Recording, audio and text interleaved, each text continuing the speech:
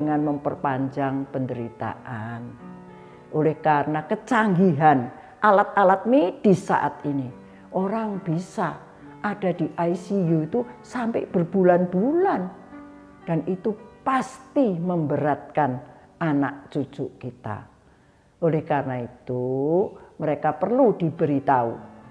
Kalau sampai pada satu hari saya ini terminal dan tidak bisa diapa-apakan lagi, saya memilih pulang ke rumah dan biarlah saya kembali ke rumah Bapak dengan cara alami.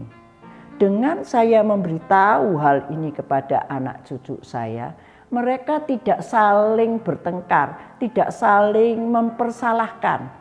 Mereka tidak merasa bersalah. Mereka juga tidak bisa dikatai orang lain. Enggak, karena yang punya badan ini sendiri yang minta. Jadi sesuatu yang memang sudah tidak bisa diselamatkan, hanya memperpanjang hidup, lebih baik tidak terus-menerus dibawa pengobatan yang hanya memperpanjang hidup itu. Itu yang pertama. Anak-anak perlu diberitahu hal itu. Dan yang kedua, saya pikir kalau saya mau meninggalkan dunia ini dengan baik dan tidak merepotkan, membebani anak-anak saya, mereka harus tahu setelah saya meninggal, badan saya ini loh mau diapakan. Apakah akan dikubur atau dikremasi. Berbicara tentang kematian, tidak boleh kita tidak mau ngomong. Karena sesuatu yang pasti. Dan membicarakan kematian bukan dalam ketakutan. Bukan dalam model berpikir orang kuno. Jangan bicara tentang kematian, itu ngaluk. Enggak. Tetapi berbicara tentang kematian dengan satu pemahaman. Supaya anak-anak tidak bingung, tidak panik, dan tahu apa yang dimaui oleh yang punya badan ini. Saya terus terang memilih untuk dikremasi. Dikubur baik-baik, tetapi semua itu tergantung kepada yang jalani. Bagi saya, dikubur juga boleh, dikremasi juga boleh, sama baiknya. Dan orang dikremasi atau dikubur, kalau dia beriman kepada Kristus sama-sama selamat. Jadi keselamatan bukan karena cara dikubur, tetapi bagaimana kita beriman kepada Kristus. Nah, dikubur pasti lebih mahal daripada dikremasi. Dan terus terang saja pengalaman hidup saya, engkong dan emak saya dulu dikubur di Simo Kuwageyan. Dan kita mendapat surat dari pemerintah, kuburan Tionghoa itu harus dibongkar. Dan Bapak Ibu tahu kuburan kuno itu besar-besar dan itu harus dibongkar karena sekarang Simo Kuwageyan itu sudah jadi daerah pemukiman. Biayanya tidak sedikit Bapak Ibu. 15 tahun yang lalu kami juga harus membongkar kuburan dari Kongco yang ada di Kediri. Kongconya Pak Hosea. 15 tahun yang lalu itu membongkar habisnya 15 juta Bapak Ibu. Kenapa? Ya padahal punya sertifikat itu tanah kuburan itu hak milik. Tapi bagaimana di daerah diberi. Kalau tidak dibongkar ya dibuldoser. Nah berdasarkan pengalaman itu saya memilih untuk dikremasi. Jadi Bapak Ibu jangan bertengkar. Bicara baik-baik dengan anak-anak. Dan lakukanlah sesuai dengan iman kita. Ya, jadi keselamatan bukan karena dikremasi atau dikubur. Tapi karena iman kepada Kristus. Nah jadi anak-anak perlu tahu hal-hal semacam ini Bapak Ibu. Karena kalau tidak mereka akan kebingungan. Ya. Dan lakukanlah sesuai dengan iman kita. Bapak Ibu satu hari kita pasti akan meninggalkan dunia ini.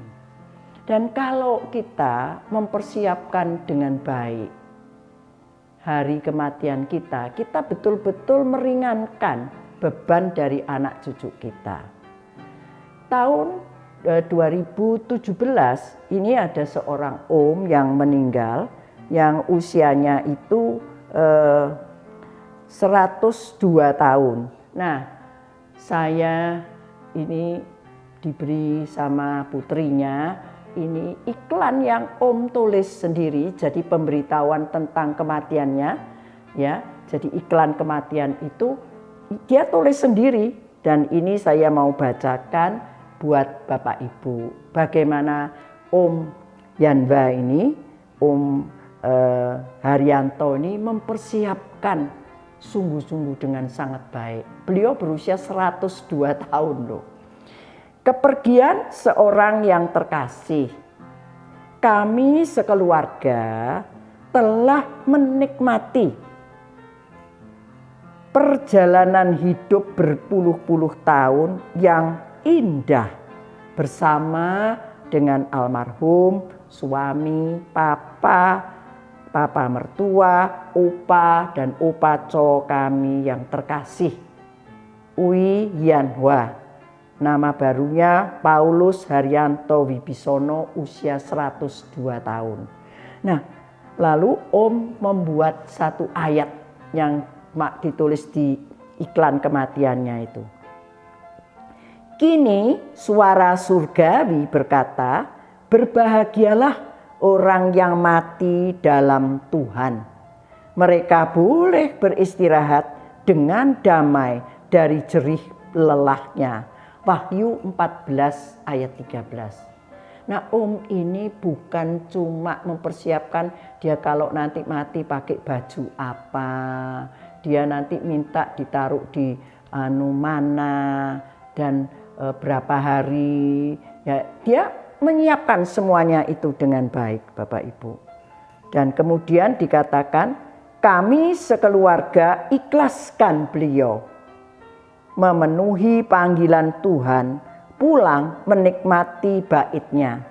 Pada hari Senin 6 Maret 2017 pukul 23.00 WIB.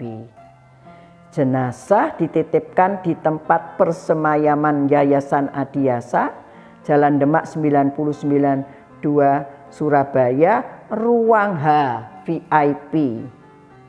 Penutupan peti akan dilakukan pada hari Selasa 7 Maret pukul 4 sore, lalu dikebumikan di Desa Sendang Rejo, Bojonegoro pada hari Jumat 10 Maret 2017 berangkat dari Adiasa pukul 7 pagi. Kami yang mengasihi istri, anak, mantu, cucu, cicit. Saudara, bukankah ini sesuatu yang luar biasa dari Om yang umurnya 102 tahun. Bahkan sampai iklan duka citanya dia tulis. Ini loh nanti ya, baju, nanti dinggone Adiasa, bahkan dekorasinya ruangan dia juga memberitahu.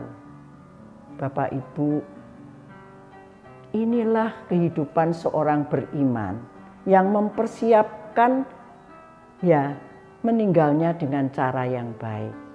Nah, mungkin Bapak Ibu berpikir, lah Om itu bisa sampai 102 tahun. Luar biasa, hebat, luar biasa. Karena Om ini tidak pikun sama sekali. Bapak Ibu, kita semua punya satu harapan hidup. Katakanlah sampai berapa lama ya? Alkitab berkata, masa hidup kami 70 tahun. Dan jika kami kuat 80. Tetapi lebihnya itu lebih banyak kesukaran dan penderitaan. Sebab berlalunya buru-buru dan kami melayang lenyap. Karena itu Musa berkata, Tuhan ajarilah kami menghitung hari-hari kami sedemikian sehingga kami beroleh hati yang bijaksana. Bapak Ibu mau hidup sampai berapa lama? Kalau dikasihi sampai 100 tahun mau? Mau mungkin, asal sehat, seger waras. Wah, 100 tahun ya panjang ya. 90 bagaimana? Mau, asal sehat dan kuat. Tapi kita tidak pernah tahu sampai berapa lama kita ini boleh hadir di dunia ini. Dan kalau kita memikirkan kematian, tidak berarti lalu pikiran kita cuma berputar-putar di kematian. Tidak. Justru dengan berpikir tentang kematian, kita mau menjalani hidup yang masih kita jalani ini dengan sebaik-baiknya. Oleh karena itu, Bapak Ibu, dalam episode yang akan datang, saya akan lebih banyak cerita tentang Om. Bagaimana dia sampai usia 102 tahun. Saya tidak tahu Bapak Ibu dan saya sampai umur berapa. Kalau Tuhan kasih saya 90, puji Tuhan. Kurang dari 90, ya puji Tuhan. Karena Tuhanlah yang menentukannya. Tetapi bagaimana kita mengisi hari-hari kita itu. Sehingga kalau kita tadi meninggalkan dunia dengan sesedikit penyesalan, maka kita juga mau hidup dengan sesedikit penyesalan. Karena itu dalam episode yang akan datang, kita mau membicarakan bagaimana kita menjalani hidup ini dengan sepenuh-penuhnya. Yang lalu tuh memang ya mesti kita tahu, tetapi kita hidup sekarang dan kita merangkul masa depan supaya kehidupan kita ini menjadi kehidupan yang bermakna. So my dear brothers and sisters, my dear friends, in my next episode, we will talk about how to live with less regrets. Mari kita pikirkan, kita masih dikasih hidup sama Tuhan. Kita masih mau melakukan apa yang Tuhan mau kita kerjakan. Oleh karena itu, mari menyanyi bersama saya. Hidup ini adalah kesempatan. Ya, Bapak Ibu kan tahu lagu ini. Ini merupakan lagu iman. Kalau kita masih hidup, memang kita pada satu hari akan mati. Tapi marilah kita jalani hidup ini with less regrets. Karena itu mari menyanyikan lagu ini. Hidup ini adalah kesempatan. Hidup ini untuk melayani Tuhan. Jangan sia-siakan waktu yang Tuhan beri. Hidup ini hanya sementara. Hidup ini adalah kesempatan.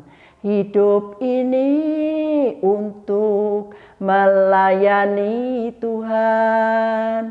Jangan sia-siakan waktu yang Tuhan beri.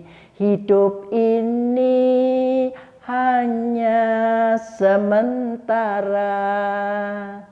Oh Tuhan, pakailah hidupku selagi aku masih kuat. Bila saatnya nanti ku tak berdaya lagi, hidup ini sudah jadi berkat.